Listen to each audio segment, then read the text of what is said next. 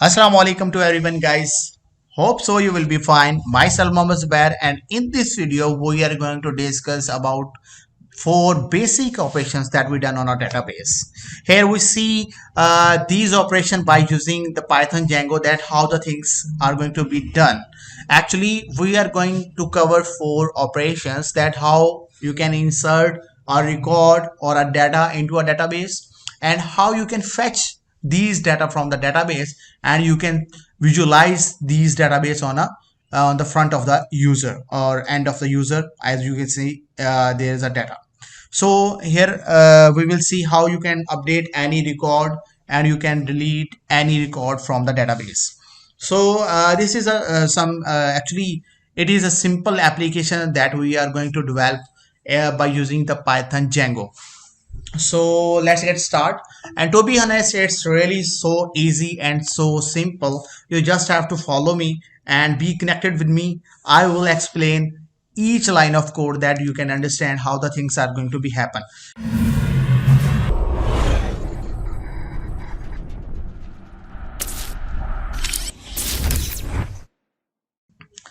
अस्सलाम वालेकुम गाइस, यहाँ पर ये बेसिक ऑपरेशंस जो हैं ये हम परफॉर्म कर रहे हैं, लेकिन इसका मैंने कोड जो है ना वो पहले से लिख रखा है। ठीक है, अगर ये मैं सारा कोड इन वीडियो लिखता तो आपके लिए प्रॉब्लम ये होनी थी, वो वीडियो बहुत लंबी चली जानी थी, तो इसलिए मैंने वो सारा जो कोड है वो पहले से लिख रखा है। ठीक है, तो ये यहाँ पर एक डिज़ाइन है, यहाँ पर आप देख रहे हैं। यहाँ पर अगर आपने HTML CSS पे पहले काम किया होगा, अगर आप ये डिज़ाइंस चाहते हैं इंटरनेट से, तो यहाँ पर आपको कोड पेन के नाम से जो है वो वेबसाइट मिल रही है। मैं यहाँ से जो है वो मैंने ये अपना होम पेज का डिज़ाइन यहाँ से उठाया है। आप चाहें तो कहीं से भी ये ले सकते हैं, ऐसा कोई इशू नहीं है। वैसे आप कोड पेन को ज़रूर इसको सर्च कीजिएगा, बिल्कुल फ्री है। यहाँ पर आपको HTML CSS जावास्क्रिप्ट का सारा जो है वो कोड यहाँ जो है वो मिल जाता है। आप यहाँ पे इसको बिल्कुल फ्री में यूज़ कर सकते हैं। ठीक है, यहाँ पर ये कुछ साइन अप फॉर्म्स था, ये भी मैं करने वाला था, लेकिन अगर मैं इसको भी इम्प्लीमेंट करता तो आपका कोड थोड़ा कम्प्लेक्स हो जाता, आपको थोड़ा समझना प्रॉब्लम होती, इसलिए मैंने इसको फिलहाल के लिए इंक्लूड नहीं किया। आप चाहें तो इसको कर सकते हैं। अच्छा, यहाँ पर जो भी हम काम मैंने किया हुआ है इसका कोड भी मैं आपको दे दूंगा, ताकि आप सेल्फ से अगर आप इसको रिपीट कर रहे हैं तो आपको चीज़ों को समझना ईजी रहे। तो जस्ट आपने करना ये है कि जो जो मैं स्टेप्स यहाँ पे बता रहा हूँ आप उसको या तो नोट करते जाएं और उसको ध्यान से सुने। ये बहुत इजी है, कोई बहुत ज़्यादा जो है वो आपको इसमें घबराने की जरूरत नहीं है। तो चलिए फिर स्टार्ट करते हैं। सबसे पहले आपने अपना पाइचार्म IDE ओपन करना है। अगर आपने मेरी लास्ट टाइम वीडियो देखी होगी तो आपको मैंने बताया था कि कैसे स्टार्ट ऐप होती है, कैसे आप अपना प्रोजेक्ट पहला स्टार्ट जो है वो क्रिएट करते हैं। अभी हम वो काम आपके सामने दोबारा कर लेते हैं। आपको मैं बता देता हूँ आपने करना कैसे, स्टार्ट से कैसे इसको स्टार्ट लेना है। ठीक है, सबसे पहले आपने फाइल में जाना है।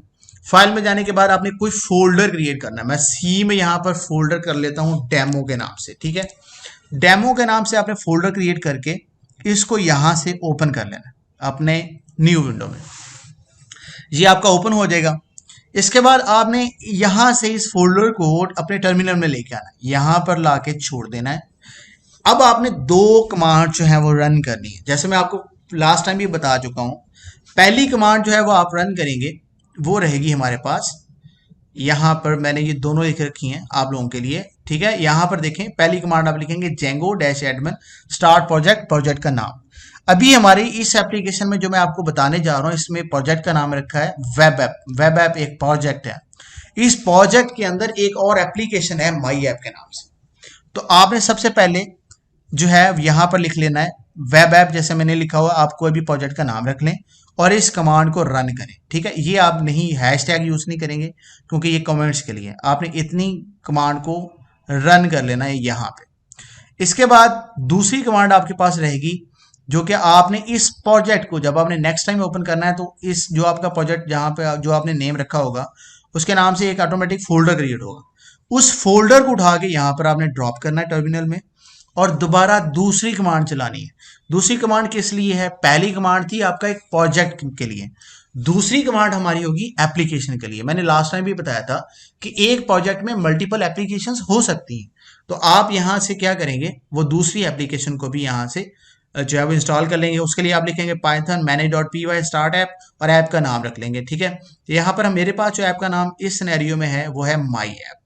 जैसे ये दो आप लाइंस को एग्जीक्यूट करेंगे तो आपके सामने ये दो फोल्डर्स जो हैं वो क्रिएट हो जाएंगे। ठीक है, आपने बस ध्यान रखना है ये कि आपका कौन सा प्रोजेक्ट है और कौन सा ऐप है।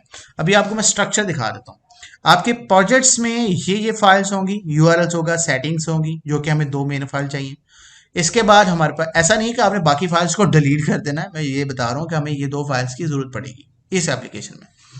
जो आपके पास माई ऐप है इसके अंदर मॉडल्स हो सकता है, फॉर्म्स हमने खुद क्रिएट किया है, व्यूज डॉट पी वाई होगा, तो ये फाइलें यहाँ पर होंगी। ठीक है, ओके। तो सबसे पहला काम जो हम करेंगे वो ये करेंगे कि हम अपने HTML फाइल को क्रिएट करेंगे, अपनी जो होम पेज की HTML फाइल है, और उसके अंदर हम जो है वो CSS को अप्लाई करना सीखेंगे कि हम अगर CSS को अपने जेंगो में यूज करना चाहते हैं तो वो कैसे यूज कर सकते हैं। कोर में अगर आपने काम किया होगा तो आपने डेफिनेटली डायरेक्ट उसकी जो डायरेक्टरी है उसको आप दे दें तो आपका CSS इंपोर्ट हो जाता है। लेकिन जेंगो में हमें वो स्टैटिक फाइल को डिफाइन करना पड़ता है, उसके यूआरएल को भी बताना पड़ता है। ठीक है, तो अगर आपने CSS को इंपोर्ट करना है तो वो कैसे करेंगे। सबसे पहले मैं आपको लिए चलता हूं अपने इस फोल्डर को मैं क्लोज कर लूं, ये बार बार ओपन हो रहा है। ओके, तो यहाँ पे शो, एक्चुअली हम शो यूआरएल पे हैं, तो मैं यहाँ पर आपको लेके चलता हूँ शो में, दिखा देता हूँ कि क्या है हमारे पास। ये मेरी HTML फाइल है, ये कैसे क्रिएट करनी है। राइट क्लिक करके यहाँ पर एक टेम्पलेट्स के नाम से फोल्डर बना लें। ये टेम्पलेट्स के नाम से फोल्डर बना लिया, इसके अंदर राइट क्लिक करें और फिर न्यू फाइल जो है वो HTML की क्रिएट करें जिसका नाम हमने शो रखा हुआ है। आप कोई भी रख लें, यहाँ पर हम रिकॉर्ड शो कर रहे हैं तो यहाँ पर मैंने शो रख दिया। ये इसका HTML का स्ट्रक्चर है, यहां पर हमने CSS को इंपोर्ट करना है। तो CSS के लिए मैंने राइट क्लिक किया ऐप के ऊपर और यहाँ पे एक और डायरेक्टरी बनाई जिसका नाम रखा हुआ है स्टैटिक्स। स्टैटिक स्टैटिक के अंदर मैंने अपने CSS की फाइल बनाई है style.css के नाम से, हमें पता है।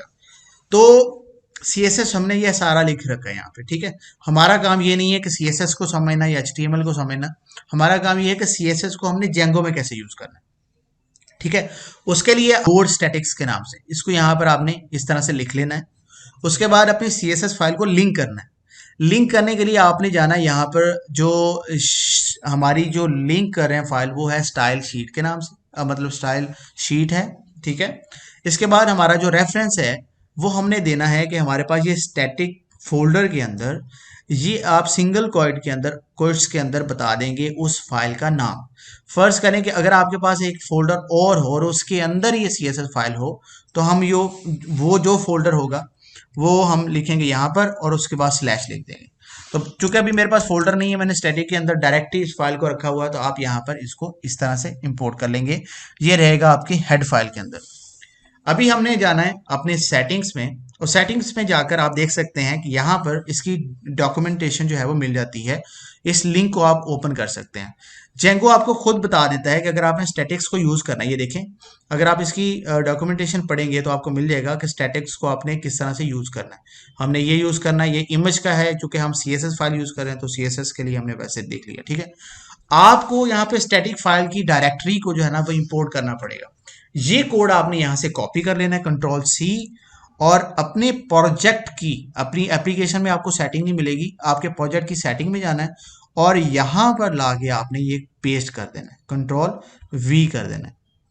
और ये जो लास्ट लाइन है ये आप रिमूव कर दें, क्योंकि हम सिर्फ बेस डायरेक्टरी जो है वो स्टैटिक ही यहाँ पे यूज कर रहे हैं। इतना सा काम करेंगे, आपका CSS यहाँ पर आपका इंपोर्ट हो जाएगा और आप इस CSS को अपने प्रोजेक्ट में यूज कर सकते हैं। ठीक है, अभी CSS को हमने देख लिया 2 स्टेप्स में कि किस तरह से, बाकी फाइल्स को मैं फिलवक्त बंद कर देता हूँ। ठीक है, अभी हमने देखा कि अगर हमें CSS को यूज करना है जेंगो में तो कैसे करेंगे।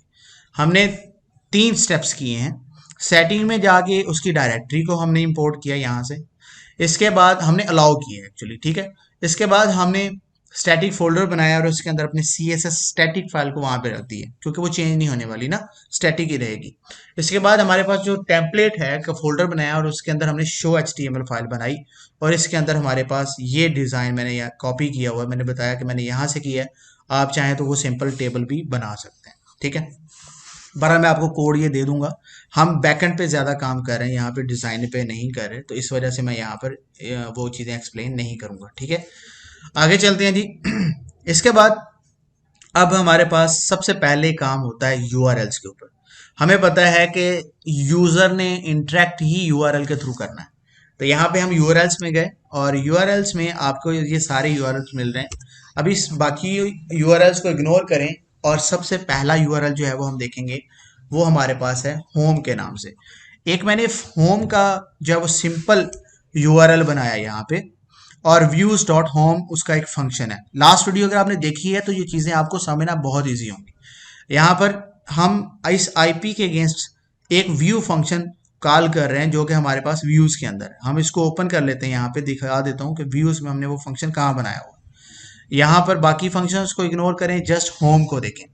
होम के अंदर हमने कहा कि हमारे पास जब यूआरएल ये रहेगा, यानी कि अभी यूआरएल हमारे पास क्या है, जब हम अपने मेन आईपी पे जा रहे हैं, यानी कि मैं आपको दिखा देता हूँ, ये शो जब नहीं है तब हम जो है वो इस आईपी पे आ रहे हैं। ठीक है, इस आईपी पे आने के बाद हमने यहाँ पर शो करवाना है अपना व्यू डॉट होम का फंक्शन कॉल करवाना है।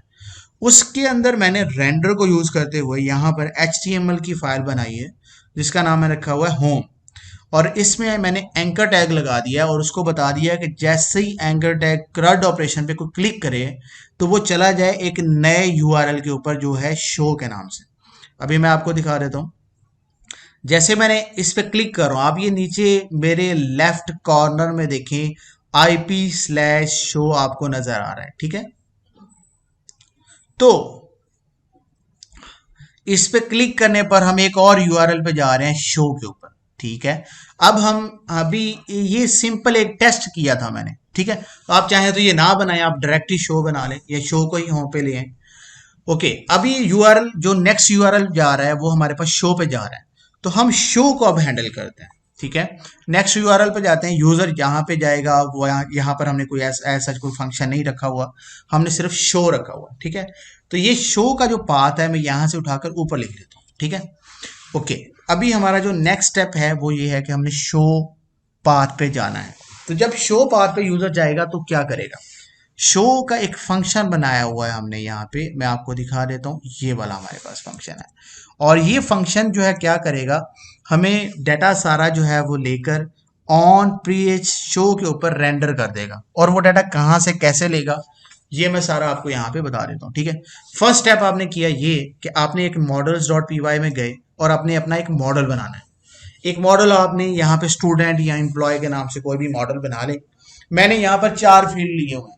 EID मतलब एम्प्लॉय की आईडी, एम्प्लॉय का नेम, ईमेल, कॉन्टैक्ट, आप चाहें तो ले सकते हैं, जितने मर्जी इसको जो है वो ले सकते हैं। ठीक है, इसके ऊपर मैंने बताया कि ये मेरे पास 3 फील्ड जो है वो करेक्टर फील्ड है और एक मेरा जो है वो ईमेल फील्ड है। आप ये मॉडल बन गया। अब ये मॉडल हमें हेल्प क्या करता है, जब हम अपने प्रोजेक्ट में माइग्रेशंस को अप्लाई करते हैं तो ये डेटाबेस के अंदर हमारा ये मॉडल जो है वो कन्वर्ट हो जाता है, डेटाबेस के अंदर हमें फील्ड्स बना देता है, डेटाबेस की क्यूरी यानी कि ये जनरेट करता है। अगर आप कोर में काम करो तो ये सारा काम आपको मैनुअली करना पड़ता है। यहाँ पर ये सारे मॉडल्स क्या करेंगे, ऑटोमेटिक आपका जो है वो डेटाबेस क्रिएट कर देंगे और उस डेटाबेस के अंदर ये फील्ड आपको मिल जाएंगे। ठीक है, अच्छा जी, अभी हम जब आप ये क्लास बना लें उसके बाद आप एक और काम करें, यहाँ पर मेन manage.py में आए, और सॉरी मैनेज बोल रहा हूँ, सेटिंग में आए और सेटिंग में आने के बाद अपनी एप्लीकेशन को यहाँ पर इंपोर्ट कर लें। क्योंकि हमारे पास यहाँ पर ये देखें इंस्टॉल एप्लीकेशन, हम एक और एप्लीकेशन जो अभी हमने बनाई है जिसका नाम माई ऐप रखा हुआ है वो यहाँ पर कॉमा लगाने के बाद आप ऐड कर लें। ठीक है, इसके बाद आपको 2 कमांड्स रन करनी है, आपको माइग्रेशन अप्लाई करनी है, आपको माइग्रेट करना है, आपको अपना डेटाबेस बनाना है। उसके लिए हम क्या करते हैं, हम लिखते हैं पाइथन manage.py, इसके बाद हम लिखेंगे मेक माइग्रेशंस, ठीक है, और मेक माइग्रेशंस लिखने के बाद आप इंटर प्रेस करेंगे तो यहां पर आपका मॉडल जो है वो क्रिएट हो जाएगा। मेक माइग्रेशंस की कमांड चलाने के बाद आपने यहां पर लिखना है माइग्रेट, तो माइग्रेट कर देना है। और जब आप पाइथन manage.py माइग्रेट करेंगे तो आपकी सारी जो भी माइग्रेशंस हैं, जब आपका क्रिएट मॉडल हुआ होगा वो सारा का सारा अप्लाई हो जाएगा। ठीक है, अप्लाई होने के बाद आपको यहाँ पर SQL डेटाबेस आपका मिल जाएगा, ये db.sqlite है। अगर आपने इस डेटाबेस को खोल के चेक करना है कि हमारा डेटाबेस क्रिएट हुआ है या नहीं, बिल्कुल वेरीफाई करना चाहिए, तो आप उसके लिए DB ब्राउजर के नाम से आपको मिल जाता है SQL IDE, इसको आप ओपन कर लें, डाउनलोड कर लें, DB ब्राउजर इंटरनेट पे लिख के आप इसको डाउनलोड कर सकते हैं। ठीक है, ये सिर्फ आप कंफर्म करने के लिए, वैलिडेट करने के लिए कि आपका डाटा क्रिएट हुआ या नहीं, इसलिए यूज कर रहे हैं। अगर आप कॉन्फिडेंट हैं और आपको कोई एरर भी नहीं आ रहा तो आप ना यूज करें, कोई प्रॉब्लम नहीं है। यहाँ पर हमने ओपन डेटाबेस पे क्लिक किया, हम गए अपने सी में हमने फोल्डर बनाया हुआ यहाँ पे क्रड के अंदर वेब ऐप, इसके मैंने यहाँ पे इंपोर्ट कर लिया। अभी आप ये बाकी सारे जितने भी टेबल्स हैं इनको इग्नोर कर दें, क्योंकि ये ऑटोमेटिक आपको जेंगो जो है वो क्रिएट कर देता है। इन एप्लीकेशंस को अगर आप निकालना चाहें तो निकाल दें, बहरहाल इस पे हम कभी फिर बात करेंगे। अभी हम बात कर रहे हैं एम्प्लॉय का। ये हमारा जो है वो क्रिएट हो गया, जैसा मॉडल हमने रखा था वो हमारा यहाँ पे मिल गया। ब्राउज डाटा पे चलते हैं और देखते हैं कि फील्ड कौन कौन से हैं। एम्प्लॉय पे क्लिक किया, आईडी, ये आईडी जो है वो ऑटो जनरेट हुई है, यानी कि ये आपकी प्राइमरी की है जो कि पाइथन जेंगो ने बाय डिफॉल्ट की है। हर टेबल में ये आपको मिल जाएगी। ई आई डी जो हमने रखा था, ई नेम रखा था, उसके बाद ईमेल और ई कॉन्टैक्ट हमारा जो वो मॉडल है, आप देख लें यहाँ पर जो हमारा मॉडल का स्ट्रक्चर था वही सारी चीज़ें यहाँ पे क्रिएट हो चुकी हैं। नेक्स्ट स्टेप जो आपने करना है, नेक्स्ट हमने बनाना है फॉर्म। अब चले हम जो है वो डाटा शो करते हैं। तो डाटा शो का फंक्शन तो तभी चलेगा ना जब हम डाटा ऐड करेंगे। तो इसलिए हम चले अभी शो की बात कर रहे हैं तो शो पे ही रहते हैं। ठीक है, शो का आप फंक्शन लिख लें, बाकी शो उसी वक्त होगा जब आप डाटा जो है वो इंसर्ट करेंगे। तो आप या तो एक काम कर लें, यहाँ पर जाके अपना जो डाटा मैनुअली यहाँ पर कुछ सर्च जो है वो इंसर्ट कर लें। ठीक है, अगर आप यहाँ से इंसर्ट करेंगे तो ठीक है, यहाँ पे प्लस पे क्लिक करके इंसर्ट कर लें। अदरवाइज जो है वो आप ऐड का फंक्शन बना लें पहले। तो यहाँ पे शो का फंक्शन मैंने बना दिया है। शो के फंक्शन में मैंने कहा है कि ये जनाब हमें चाहिए एम्प्लॉय, एक हमारे पास वेरिएबल है, इसके अंदर मैं एम्प्लॉय जो मेरी क्लास है, ये जो मेरा मॉडल है वो मैंने इंपोर्ट किया। यहाँ पे ये देख सकते हैं, इस एम्प्लॉय से मैंने सारे ऑब्जेक्ट्स ले लिए, ऑब्जेक्ट्स डॉट ऑल। इसका मतलब है कि मेरे पास एम्प्लॉय मॉडल के अंदर जितने भी ऑब्जेक्ट्स हैं वो सारे यहाँ पे मिल जाएंगे। मैंने रिटर्न किया रेंडर, रिक्वेस्ट की, मैंने कहा कि आपने ये जो डाटा है ये रेंडर करना है अपनी show dot H T M L file के ऊपर। लेकिन उस टाइम पे आपने ये show dot H T M L file को ये सारा डाटा जो है उसका पैरामीटर भेज देना है। ये मैंने डिक्शनरी डाटा सेट यहाँ पे यूज किया है। इसमें की जो है वो एम्प्लॉय है और की के अगेंस्ट जो डाटा है वो भी एम्प्लॉय ये वाला जा रहा है। हम इस की को यूज करके एच टी एम एल में ये डाटा गेट करेंगे। ये इतना सा काम आप करोगे तो आपका डाटा शो हो जाएगा। ओके, शो में चलते हैं वापस। शो में देखते हैं हमने क्या किया। ये तो खैर सारा वो हेडिंग हुडिंग है, यहाँ पर आप इग्नोर करें। यहाँ से देखें, हमने अपना फॉर लूप चलाया। फॉर लूप चलाना है, डेफिनेटली मल्टीपल रिकॉर्ड है। तो फॉर आई इन एम्प्लॉय, ये कौन सा एम्प्लॉय है? ये हमारा एक्चुअली एम्प्लॉय जो है वो ये है। ठीक है, तो हमने यहाँ से इसको जो है वो, सॉरी यहाँ पे, ठीक है, इस तरह से फॉर लूप स्टार्ट किया और यहाँ से एंड कर दिया। इसके अंदर हमने टेबल रोज रखी हुई हैं। टेबल रो, हर टेबल रो के अंदर उसकी आईडी है। आई जब लूप चलेगा, i dot e i d dot e name dot e mail dot e contact, इस तरह से सारा डाटा हमारे पास यहाँ पे मिल जाएगा। आपको पता होना चाहिए कि ये हम डाटा किस तरह से प्रिंट करते हैं, लास्ट वीडियो में मैंने ये बताया हुआ है। ठीक है, इसके बाद हमने दो बटन्स यहाँ पे ऐड किए हैं। इन बटन्स को फिल वक्त के लिए आप छोड़ दें और ये इतना समझ लें। जब हमने ये ऐड किया है तो अभी तक हमारा जो डाटा है वो हमें शो हो रहा है। बस शो के लिए आपने इतना ही काम करना है। इसके बाद अब हमें डाटा को इंसर्ट करना है। डाटा को डेफिनेटली पहले ऐड करेंगे तो ही शो होगा ना। तो सबसे पहले हम ऐड करते हैं। ठीक है, डाटा ऐड करने के लिए हमें दो चीज़ों की रिक्वायरमेंट है। एक तो हमारे पास फॉर्म होना चाहिए जिसके थ्रू हम डाटा लिखेंगे जिसके अंदर, और दूसरा हमें एक फंक्शन चाहिए होगा जिसके थ्रू हम ऐड करेंगे। अब फॉर्म्स बनाने की दो अप्रोचेस को यूज कर सकते हैं।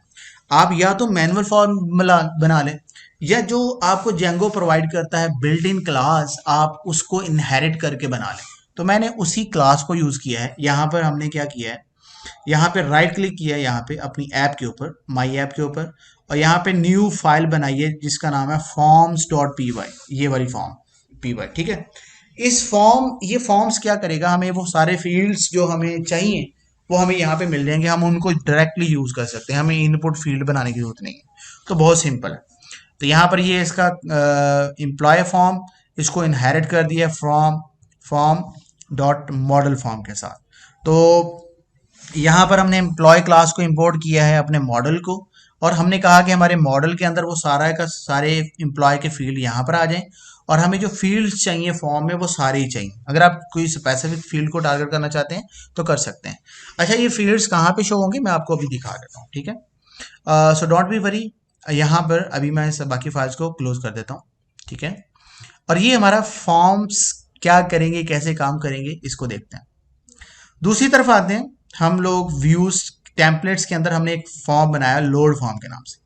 इसमें हमने क्या किया, आपको पता है कि जो भी फॉर्म है वो पोस्ट कर रहे हैं हम डाटा, तो डाटा मेथड पोस्ट रहेगा। और आपको मैंने लास्ट टाइम में बताया था कि CSRF टोकन यहाँ पे पोस्ट जब आप मेथड यूज करेंगे तो यहाँ पे देंगे। तो यहाँ पर देखो, यहाँ पर मैं इसकी आउटपुट पहले दिखाता हूँ, फिर हम इसको साथ साथ जो है वो डिस्कस करते हैं। एड रिकॉर्ड पे गए, हम लोग गए लोड फॉर्म, ये फॉर्म को हमने लोड कर लिया। यहाँ पर देखें, ये आपका लेबल है और ये आपको इनपुट फील्ड मिल रहा है। जबकि हम यहाँ पर देखें तो हमने इनपुट फील्ड तो नहीं बनाया, यहाँ पर तो हमने डिव बनाया हुआ है। तो डिव, अगर अगर आप ये फॉर्म्स की क्लास यूज कर रहे हैं तो फॉर्म की क्लास आपको एक इनपुट फील्ड दे देती है। आप यहाँ पर जो डाटा देंगे वो डायरेक्ट जाएगा फॉर्म्स में, और वहां से वो आपका इंसर्ट हो जाएगा आपके डेटाबेस में, ठीक है। तो ये हमें एक जो है वो यहाँ पे एक पॉजिटिव पॉइंट मिल जाता है। इसी तरह हमने सभी फील्ड्स के फॉर्म्स के साथ उसको जब वो यहाँ से इंसर्ट कर लिए, बटन सबमिट पे क्लिक किया है तो हम यहाँ पे सबमिट कर देंगे, ठीक है। और ये हमारे फील्ड्स बन गए, बस दैट्स इट। ख्याल रखना है कि जब मेथड पोस्ट सबमिट होगा तो हम एक नए लिंक पे जाएंगे ऐड के ऊपर। अभी मैं आपको दिखाता हूँ ये सारा काम हो कैसे रहा है। यहाँ पर मैं डाटा लेता हूँ, आईडी लेता हूँ 1 2 3, नेम ले लेता हूँ अली, उसके बाद ईमेल हम कोई भी रैंडम ले लेते हैं, इसके बाद कॉन्टैक्ट 1 2 3 4 5 4, ठीक है। सबमिट पे अगर मैं कर्सर लेके जाऊं और इसको करूं क्लिक, तो आप देखोगे कि यहाँ पर ईमेल फॉर्मेट जो है वो हमारा सही होना चाहिए, क्योंकि हमने फील्ड जो है वो ईमेल रखा हुआ है, ठीक है। ओके, दोबारा चलते हैं सबमिट के ऊपर। जैसे मैं क्लिक करूंगा तो आपका ये पहले जाएगा ऐड फंक्शन को कॉल करेगा, और फिर ऐड से रीडायरेक्ट होके शो पे आ जाएगा। अभी मैं आपको दिखा देता हूँ, ठीक है। पेंट में चलते हैं, मैं थोड़ा सा समझा देता हूँ आपको। यहाँ पर देखें गौर से, यहाँ से हम लोग क्या कर रहे हैं, हम फॉर्म को लोड करवा रहे हैं, ठीक है। यहाँ से यूजर डाटा एंटर कर रहे हैं, वो डाटा हम लोग एक और फंक्शन बनाया हुआ है हमने ऐड के नाम से, ठीक है। उस ऐड फंक्शन ऐड एड्रेस पे जा रहा है। जब ये इस URL पे जा रहा है तो एक फंक्शन कॉल हो रहा है, कॉल फंक्शन, जिसका नाम हम रखेंगे ऐड। और जब ये फंक्शन कॉल होगा तो इसको रीडायरेक्ट कर देंगे हम अपने शो पेज के ऊपर, ठीक है जी। चलें जी, हम इसकी वर्किंग देख लेते हैं। यहाँ पर आते हैं वापस और देखते हैं कि ऐड पर हम जा रहे हैं तब क्या हो रहा है। वापस आते हैं URL में। आपको पता है कि हर काम करने के बाद हमने URL पे ही आना है। यहाँ पे देखें, मैंने कहा कि जब ऐड रिकॉर्ड पे यूजर क्लिक करेगा, यहाँ पर देखते हैं कि ऐड रिकॉर्ड का हमारा बटन पड़ा किधर है, तो वो पड़ा हुआ है हमारे पास शो में। शो के अंदर हमने यहाँ पे ऊपर रखा हुआ है बटन अपना ऐड रिकॉर्ड। ये ऐड रिकॉर्ड का बटन है जो कि यहाँ पर आपको मिल रहा है। जब मैं इस पे क्लिक कर रहा हूँ तो मैं जा रहा हूँ लोड फॉर्म के ऊपर। तो लोड फॉर्म को हमने देख लिया सारा कैसे बनाया है। अब लोड फॉर्म पे जब क्लिक हो रहा है, सबमिट हो रहा है, तो हम जा रहे हैं ऐड एड्रेस के ऊपर। अब ऐड एड्रेस क्या कर रहा है, जब ऐड एड्रेस पे आ रहे हैं तो हम लोग व्यूज डॉट ऐड फंक्शन को कॉल कर रहे हैं। और ऐड फंक्शन में यहां पर देख लेते हैं ऐड का फंक्शन कहां पे। ये हमारा ऐड का फंक्शन, ऐड का फंक्शन क्या करेगा, पोस्ट कर देगा डाटा को, क्या करेगा, पोस्ट करेगा। यहाँ पे देखें, सिंपल फॉर्म्स जो है ये बहुत आपको इजी बना देता है डाटा को पोस्ट करना, वरना आपको एक एक फील्ड यहाँ पे गेट करना पड़ना था, फिर आपने उसको एक एक क्यूरी के साथ जो है वो सबमिट करना था। तो यहाँ पे फॉर्म्स में गए, एम्प्लॉय फॉर्म्स रिक्वेस्ट को पोस्ट किया। यहाँ से हमने कहा कि पूरा फॉर्म जो है जहाँ से मिल रहा है उसको सेव कर दो, और सेव करने के बाद जैसे ही सेव हो जाए तो रीडायरेक्ट करो शो पेज के ऊपर, शो पेज पे वापस आ जाओ। तो हमने रीडायरेक्ट को यहाँ पे इंपोर्ट किया हुआ है, याद रखना है रेंडर के साथ हमने कॉमा लगा के रीडायरेक्ट को भी यहाँ पे इंपोर्ट किया हुआ। तो इसका मतलब है कि जब हम ऐड रिकॉर्ड करेंगे, देखें ये दोनों लाइंस को समझ लें, गेम समझ आ जाएगी। हम आए लोड फॉर्म पे, हमने कहा कि हमें फॉर्म्स को लोड करना है, और लोड करके उसको रेंडर करना है यहाँ पर। और इस फॉर्म के थ्रू यहाँ पे जो की है, इस फॉर्म को हमने पास किया, इसके थ्रू हमने अपना पूरा फॉर्म बनाया, ये हमने देख लिया डिटेल से। और जब फॉर्म पे क्लिक कर लेगा यूजर तो कहाँ आ जाएगा, ऐड फंक्शन पे आ जाएगा। और ऐड फंक्शन क्या करेगा, वो सारा फॉर्म जो उससे जो डाटा मिलेगा उसको डॉट सेव कर देगा और उसके बाद दोबारा रीडायरेक्ट होके शो पे वापस आ जाएगा। तो आपका ये जो है वो शो पे वापस आ रहा है, ठीक है। अभी तक हमने क्या काम किया, हमने डाटा को ऐड करना सीख लिया और डाटा को ऑन पेज प्रिंट या रिट्राइव करना सीख लिया। अब हम चलते हैं डाटा को अपडेट कैसे करना है, आपने एडिट कैसे करना है। उसके लिए यहां पर एडिट पे जब मैं कर्सर लेके जाता हूं, एडिट में हमें क्या चाहिए, एडिट में हमें एक्चुअली आईडी गेट करनी है। हमें ये पता करना है कि कौन सा रिकॉर्ड टेबल में से हमने एडिट करना है। अगर उसकी हमें आईडी मिल जाए तो हम उस आईडी के थ्रू उस रिकॉर्ड को रिमूव कर सकते हैं। अभी मैं इस यहां पे लेके जा रहा हूं तो अब मेरे लेफ्ट कॉर्नर में देखो तो added/5 आ रहा है लेफ्ट कॉर्नर में नीचे। और अगर आप यहां पे मैं कर्सर लेके जा रहा हूं तो ID 6 आ रहा है। इसी तरह नेक्स्ट आएगा 7, 8, 9। तो इनकी आईडीज आप यहां पर देख सकते हैं। ओके जी, हमें आईडी को गेट करना है सबसे पहले। अभी हम वापस आते हैं और अपने कोड को दोबारा देखते हैं। हम अब एडिट पे काम कर रहे हैं, फिर यूआरएल पे चलते हैं जी। हमने कहा कि एडिट पे जाना है और एडिट पे हमें आईडी को गेट करना है। इंट आईडी यहां से हम पास करेंगे। अब हम चलते हैं अपने फंक्शन पे वापस। शो को मैं फिर वक्त क्लोज कर देता हूं बाकी सब चीजों को फिल वक्त के लिए। एडिट में मैं जब जाऊंगा, ये देखें आपका फंक्शन है एडिट। इसके बाद जब अपडेट पे जाएंगे वो जब क्लिक होगा तो बाद में देखते हैं। एडिट में हम लोग क्यों जा रहे हैं, एडिट में हमने करना ये है कि हमने अपनी आईडी को गेट करना है, ऑब्जेक्ट में से अपनी आईडी को लेना है, ठीक है। और उस आईडी के अगेंस्ट हमने क्यूरी देनी है कि हमने उसको डाटा जब वो पास करना है और अपडेट करना है। तो यहाँ पे हमने क्या किया, अपने ऑब्जेक्ट्स में से आईडी को गेट किया, ये फंक्शन कॉल हुआ। वो अपनी मॉडल में या ऑब्जेक्ट में से उस आईडी को गेट करेगा जो हम यूआरएल में पास कर रहे हैं, देखो यहाँ पे, ठीक है।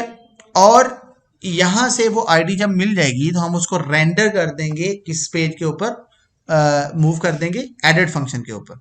और एडिट फंक्शन में हमारे पास क्या क्या मिल रहा है यहाँ पे देख लेते हैं। एडिट में हमारे पास फील्ड मिल रहे हैं जहां से हमने यूजर को फील्ड लेने हैं। तो यहां पर हमने डेफिनेटली पोस्ट करना है इस फॉर्म को। टोकन लिया, इनपुट फील्ड लिए, इनपुट फील्ड में वैल्यूज हमने प्रिंट करवा दी ताकि यूजर को प्रीवियस वैल्यू भी शो हो जाए। अभी मैं दिखा देता हूं, यहां पे मैं एडिट पे क्लिक करता हूं। ये जो वैल्यू यहाँ पे शो हो रही है ये क्यों कैसे हो रही हैं, क्योंकि हमने यहाँ पर वैल्यूज की जगह पे वैल्यूज इक्वल टू वो जो एम्प्लॉय हमें मिल रहा था उसमें से employ dot I D, E name, email सारा प्रिंट करवा दिया। जैसे मैं अपडेट पे क्लिक करूंगा तो मेरा जो पेज है वो रीडायरेक्ट होकर अपडेट पे चला जाएगा और साथ में जाएगी एक आईडी। वो आईडी जो है वो यहाँ पर हम पास करेंगे। अब हम आते हैं अपने फंक्शन पे वापस, फिर यूआरएल के साथ जाना है हमने। डेफिनेटली हमने अपडेट के साथ यूआरएल पे आएंगे, अपडेट पे, और यहाँ से भेजेंगे एक आईडी। अब फंक्शन जो है, ये फंक्शन क्या कर रहा है, ये फंक्शन असल में एडिट फंक्शन हमारा क्या कर रहा है, एक स्पेसिफिक रिकॉर्ड की आईडी लेकर वो हमें यहाँ पर शो करवा रहा है। और जब हम सब अपडेट पे क्लिक कर रहे हैं तो एक और फंक्शन कॉल हो रहा है जिसको हम पास कर रहे हैं वो आईडी, और उस आईडी का डाटा वो अपडेट कर रहा है जाके, ठीक है। यहाँ पर एम्प्लॉय वही ऑब्जेक्ट हम आईडी गेट करेंगे। इसके बाद हमने पोस्ट किया, हमने यहाँ पे लेना है अपना इंस्टेंस जो कि हमारा है एम्प्लॉय, और हमने फॉर्म को सेव कर दिया। जैसे हम सेव करेंगे और फिर रीडायरेक्ट कर देंगे शो के ऊपर, इनके जैसे डाटा अपडेट हो जाए। अभी मैं आपको करके दिखा देता हूँ। यहाँ पे 9 के बाद 11 करके अपडेट करता हूँ तो हम रीडायरेक्ट हो रहे हैं अपने मेन पेज के ऊपर। आप देख लो यहाँ पे 11 भी हो चुका है। तो ये सारा काम हमने कर लिया अपने अपडेट के ऊपर। लास्ट चीज है, बहुत ही इजी है, हमने डिलीट करना है रिकॉर्ड को। हमने जिस रिकॉर्ड को डिलीट करना है हमें उसकी चाहिए एक्चुअली आईडी। तो हमने आईडी कैसे गेट करनी है, बिल्कुल वही सेम तरीका है। हम अपने शो पेज में जाते हैं वापस, और यहां पर मैं आपको दिखा देता हूं। ये जो डिलीट है, डिलीट के साथ हम पास करेंगे आईडी। और ये कहां से मिल रही है, लूप हमें हर फील्ड की आईडी यहां पर दे रहा है। जैसे एडेड की यहाँ से गेट की थी वहीं डिलीट से भी गेट करेंगे। देखिए मैं आपको दिखाता हूँ। जब मैं यहाँ क्लिक जहाँ पे जा रहा हूँ तो आप ये मेरे लेफ्ट बॉटम में देखो, डिलीट के साथ _6 आ रहा है, तो इसकी आईडी यहाँ से हमें मिल रही है। ओके, हमने आईडी को यहाँ से गेट किया और हमने कहा कि अब हम चलते हैं अपने यूआरएल के ऊपर। यहाँ से डिलीट में हमने वो आईडी को पास करना है, ठीक है। अब ये फंक्शन जो है, इस फंक्शन को जब आईडी मिलेगी यहाँ से कॉल होने पर, तो हम उस आईडी को गेट करेंगे, उस एम्प्लॉय को गेट करेंगे। एक्चुअली उसका ऑब्जेक्ट जो है, जिसकी आईडी जो पास हो रही है वो होगी, उसको गेट करने के बाद उसको डॉट डिलीट कर देंगे और फिर रीडायरेक्ट कर देंगे शो पेज के ऊपर। चलिए मैं करके दिखाता हूँ। डिलीट पे हमने क्लिक किया तो हम रीडायरेक्ट हो गए अपने शो पेज में, वो रिकॉर्ड हमारा डिलीट हो चुका है। So guys, these are the 4 basic operations that usually मैं सजेस्ट करता हूँ कि एक दफ़ा इसको प्रैक्टिकली कर लें ताकि आपकी अच्छे से तैयारी हो जाए। चीज़ों को रिपीट करने से ही कोडिंग आप तब तक नहीं सीख सकते हैं जब तक आप इसको प्रैक्टिकली परफॉर्म अपने एंड पे नहीं करेंगे। मैं आपके साथ ये कोड शेयर भी कर रहा हूँ, लेकिन फिर भी I suggest you to please try this all code if you wanna be practical. So that's it, that's the end from my side. Thank you so much all of you guys. Video भी तकरीबन जो है वो 32 minutes को पहुंच गई है। अभी मैंने इससे पहले जो है वो वीडियो रिकॉर्ड की थी ड्यूरिंग द कोड, वो तकरीबन जो है वो 1 आवर से प्लस चली गई थी।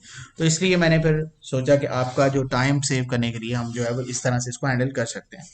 Okay, thank you so much. For more information, you can visit our website capracode.com, or you can also visit my YouTube channel with the name of Capra Code. Thank you so much guys. अपना बहुत सारा ख्याल रखिए। अपने classmate Mohammad Zubair को दीजिए इजाज़त। अल्लाह हाफिज़।